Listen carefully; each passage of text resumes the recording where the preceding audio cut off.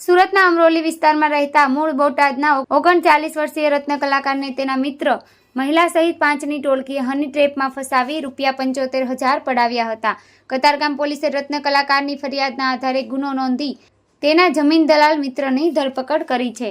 ત્રણેય પોતાની ઓળખ પોલીસ તરીકે આપી પોતાનું આઈ કાર્ડ બતાવી આ શું કરે છે કહી રાજુભાઈ અને બાજુમાં આવીને ઉભેલ ઉમેશને પણ 2-3 લાફા મારી દીધા હતા। 3 પૈકી એકે રાજુભાઈને હથકડી પહેરાવી કેટલા દિવસથી અહીં આવે છે, ચાલ પોલીસ સ્ટેશને તને લઈ જાઓ એમ કહેતા રાજુભાઈ ગભરાઈ ગયા હતા।